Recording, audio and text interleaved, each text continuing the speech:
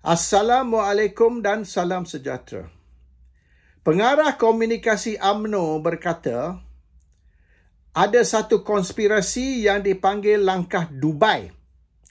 Dan langkah Dubai ni ialah konspirasi nak menjatuhkan kerajaan Madani atau kerajaan Anwar Ibrahim. Dan orang yang di belakang mastermind langkah Dubai ni ialah Tun Dr. Mahathir Mohamad, Tun Daim Zainuddin dan Muhyiddin Yassin. Dan orang seperti Ismail Sabri Yaakob, Hishamuddin Hussein, Hamzah Zainuddin juga terlibat. So, kerajaan akan mengambil tindakan terhadap kesemua orang ni. Dan Lokman Adam telah juga berbuat report polis hari ini terhadap Muhyiddin Yassin dan Ismail Sabri Yaakob.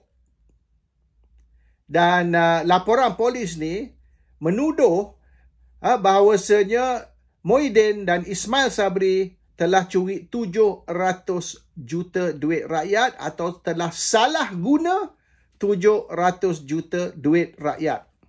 Polis sudah umum, mereka sedang siasat tuduhan ini dan akan ambil tindakan terhadap Muhyiddin dan Ismail Sabri.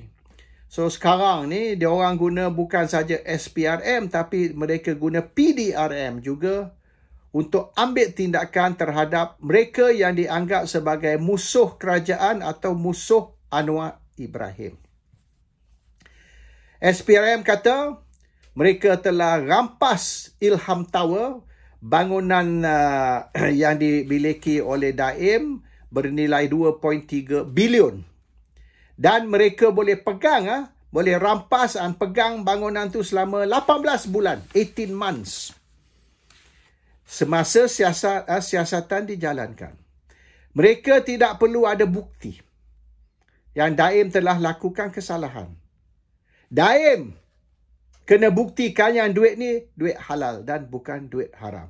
So sekarang ni menjadi tanggungjawab Daim, tugas Daim untuk membuktikan duit tu duit halal dan bukan duit haram. The onus is on Daim to prove his innocence. The government does not need to prove Daim's guilt. Ini dia guna taktik baru. Kalau awak tak boleh bukti yang awak tidak bersalah, maka awak dianggap sebagai bersalah.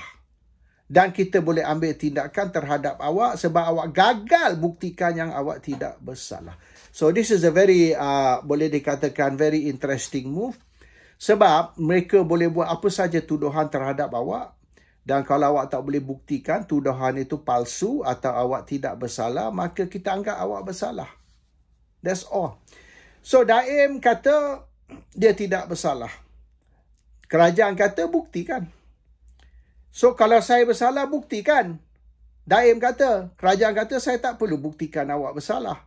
Awak kena buktikan yang awak tidak bersalah. Which is quite impossible, quite difficult.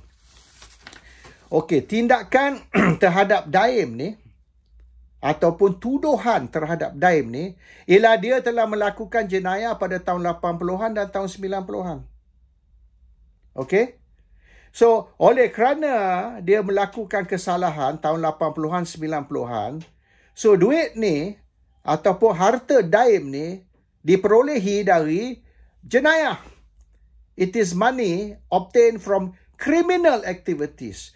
So, duit tu haram kerana sumber dia haram. Kalau sumber haram, maka duit tu haram, harta tu haram, cash tu haram, kerajaan boleh rampas. Undang-undang apa dia guna ni? Undang-undang ni dipanggil Anti-Money Laundering Act. AMLAH.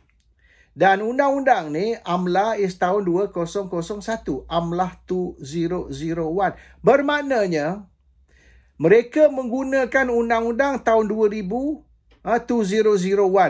Undang-undang tahun 2001. So, 2001 law is being used against crimes kononnya or allegedly committed in 1980s, 1990s. So, jenayah tu dilakukan tahun 80-an dan tahun 90-an mengikut tuduhan. So, kita guna undang-undang tahun 2001 AMLAH untuk ambil tindakan. Boleh tidak? Okey, biar saya baca Perlembagaan Malaysia. Artikel 4 Perlembagaan Malaysia. This constitution is a supreme law of the Federation, and any law passed after Merdeka Day which is inconsistent with this constitution shall, to the extent of the inconsistency, be void. Bermaknanya, Perlembagaan Malaysia ni is a supreme law, the highest law, undang-undang agung. Ya, mana-mana undang-undang atau apa saja undang-undang yang dilaksanakan selepas merdeka, selepas tahun 1957, dan di mana undang-undang tu bercanggah dengan perlembagaan, maka tak sah. Undang-undang tu tak sah. Void. So, undang-undang yang dibuat selepas merdeka, misalnya Amlah 2001 sebagai contoh, dia tak boleh bercanggah dengan perlembagaan. Kalau bercanggah dengan perlembagaan, maka undang-undang tu tak sah, tak boleh pakai. Itu artikel 4 Perlembagaan Malaysia. Kita baca pula artikel 7 Perlembagaan Malaysia. No person shall be punished for an act or omission which was not punishable by law when it was done or made. Okey, bermaknanya mengikut artikel 7 Perlembagaan Malaysia, diorang tidak boleh dihukum, tindakan tidak boleh diambil terhadap mereka semasa tidak ada undang-undang tersebut. So, Amlah ni tahun 2001 baru ada. Semua jenayah yang dilakukan sebelum tahun 2001, sebelum wujudnya Amlah, okay, undang-undang ni tak boleh diguna pakai. So, kalau Daim dituduh lakukan jenayah ataupun curi duit atau salah guna kuasa tahun 80-an dan 90-an, ya, termasuk of course Mahathir dan sebagainya. So, itu tak boleh kita guna Amlah. Amlah ni tahun 2001. Apa yang berlaku sebelum tahun 2001, tak boleh kita guna undang-undang tahun 2001. Kalau macam tu masa Perang Jepun, masa Perang Dunia Pertama pun kita boleh ambil tindakan ke? No. Tindakan selepas 2001. Not sebelum. So sekarang ni tuduhan terhadap Daim dan Mahathir dan sebagainya ialah mereka telah melakukan jenayah, salah guna kuasa, curi duit rakyat tahun 80-an, tahun 90-an. Tapi Amlah ni tahun berapa? Is Anti-Money Laundering Act tahun 2001. So kalau betul pun diorang melakukan jenayah, you tak boleh guna undang-undang baru ni untuk nak backdate. Backdate sejauh mana? Takkan sampai Perang Dunia Pertama, masa zaman Jepun pun kita masih boleh ambil tindakan atas undang-undang ni. So this is the issue. Mereka ni nak guna Amlah, tetapi tuduhan tu sebelum Amlah menjadi undang-undang. And alasan dia, dia orang berhak untuk rampas semua harta, baik cash dalam bank ke, harta ke dan sebagainya. Mereka boleh rampas selama 18 bulan dan awak perlu bukti yang awak tidak bersalah. Kerajaan tak payah buat apa. Kerajaan duduk diam aja. Kita charge awak, ya. Kita serah ke awak untuk buktikan yang awak ni tidak bersalah, yang awak tidak lakukan jenayah. It's a very dirty game that they're playing. Tapi ringkas cerita, Mahathir, Daim, Muhyiddin, okay, dan sekarang ni nampak Ismail Sabri pun dia orang nak seret masuk dalam satu ni kes 700 juta salah guna duit rakyat, dan mereka akan suruh orang yang dituduh tu membuktikan yang mereka tidak bersalah. Sementara tu kerajaan boleh rampas semua duit, rampas semua harta, sekat pasport. Dia orang tak boleh keluar Malaysia, dan bukan saja terhadap orang yang saya namakan tadi, termasuk keluarga mereka. Dia punya adik-beradik, dia punya anak, dia punya menantu dan sebagainya, dan termasuk lawyer yang bertindak bagi pihak mereka. Apabila kata Mahathir, Daim, Muhyiddin, Ismail Sabri Yaakob dan sebagainya, bila mereka dituduh, mereka of course appoint lawyer untuk bertindak bagi pihak, to act on their behalf, lawyer tu pun akan diburu dan tindakan akan diambil terhadap lawyer supaya tidak ada satu lawyer dalam Malaysia yang berani. Bermaknanya Mahathir, Daim, Muhyiddin, Ismail Sabri dan semua, dia orang tak berani, lawyer tak berani bertindak. So they have to fight their own battle without lawyer lah. Dia orang nak takutkan lawyer. Maknanya siapa lawyer ni membantu baik Mahathir ke, Daim ke, Muhyiddin ke, mana-mana lawyer yang bertindak bagi pihak mereka atau membantu mereka juga akan diburu, tindakan diambil terhadap lawyer juga. So sekarang ni ramai lawyer dah takut. Kalau Daim ke, Muhyiddin ke, Mahathir ke panggil, okay lawyer, can you act as my lawyer? Dia orang tak berani. Sebab kalau saya bertindak bagi pihak awak, if I become your lawyer, they go for me also. Saya pun akan dikena. So they denying, maknanya biar orang ni semua tidak dapat legal representation. Mana lawyer yang dia berdapatlah lawyer haprak mungkin, lawyer yang nak bankrupt, tidak ada kerja misalnya. So tapi itu pun kalau ugut mereka pun back off juga. Takut juga nanti dituduh macam-macam. Dia boleh tuduh, oh awak ni terlibat dengan money laundering 1 juta. So dia kata tak, saya tak terlibat. Buktikanlah. So mana lawyer berani nak bertindak? So now it seems they're going after everybody. Family, biar family, baik adik-beradik ke, menantu ke, anak ke, tak kisahlah ya. Dia orang bertindak terhadap mereka dan staff. Kalau you ada syarikat misalnya, staff you pun dia orang tarik masuk dalam lock-up. Staff pun panik. Dia nak suruh staff ni mengaku tu. Awak jadi saksi bahawasanya bos awak ni telah pindah duit. Staff tu panik. Dia orang buatlah pengakuan. Ya, saya saksi. Bos saya pindah cash. Dia ambil. So they going after everybody. Even staff syarikat pun kena. Dan sebagainya. So they are very desperate. And Daim ni akan dikenakan. Sebab sekarang ni dia nak guna Amla 2001 untuk bertindak terhadap Daim yang kononnya telah melakukan jenayah tahun 80-an, tahun 90-an. Dan ini mereka akan buat. Mereka pun sedang korek ni masa Muhyiddin Menteri Besar Johor dulu.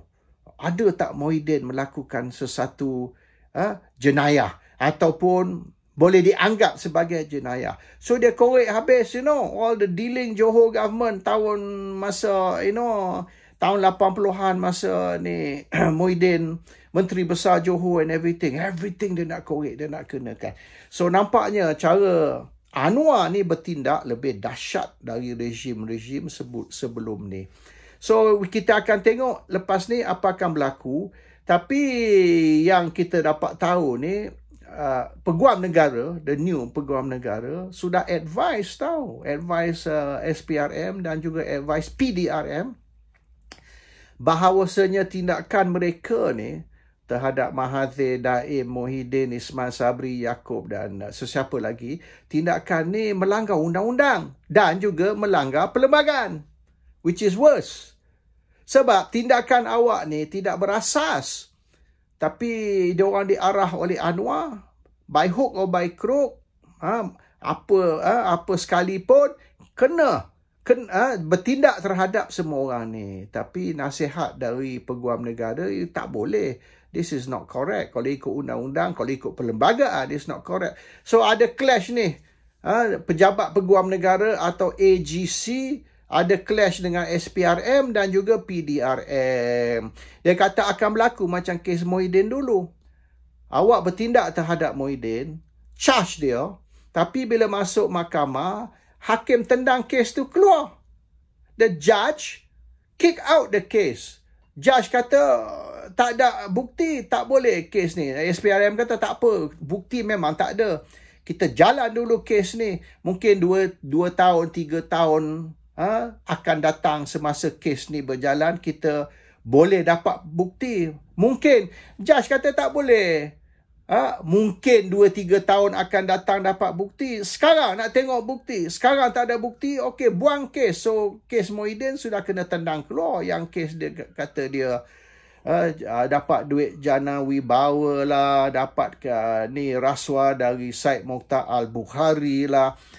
Kes tu dah tendang keluar. So, Peguam Negara kata, kalau awak proceed macam ni, akhirnya semua kes ni akan ditendang keluar. Hakim akan tolak. Tapi diorang tak kisah tentang kes. Diorang nak buat satu kononnya persepsi bahawa saja Mahathir, Daim, Muhyiddin, Ismail Sabri Yaakob, Hishamuddin Hussein, semua terlibat dengan salah guna kuasa dan rasuah. The perception.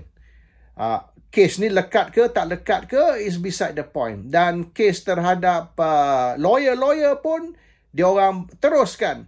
Walaupun tak ada kes sebab diorang nak takutkan lawyer-lawyer supaya tak ada lawyer berani nak bertindak untuk membantu mereka di semua. So this is the game lah. Very dirty game. And yang saya dapat terkini ni, diorang menggunakan, okay, what is the issue against Daim?